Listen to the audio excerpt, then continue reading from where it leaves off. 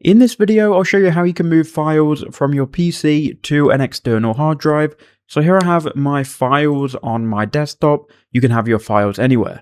Now what we need to do is first plug in our external hard drive into the computer. Now once you've done that, Windows might recognize the hard drive, but what you can do instead, if it doesn't, you can go to the Windows File Explorer icon, right click on it, and then open up your File Explorer.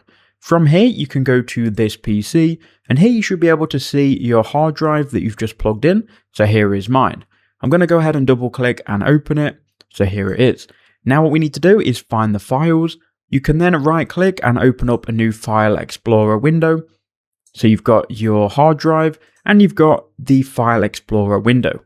Now find the folder with your files.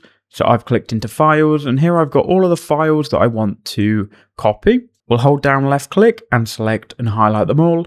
We can then right click and then click copy. Then head into the File Explorer window of your hard drive, then right click and click on paste. That will then slowly add all of the files to your hard drive. You can then exit out of both of these windows. Then go to the upwards arrow in the bottom right click on your external hard drive, then click eject. You've safely ejected it and you've moved your files.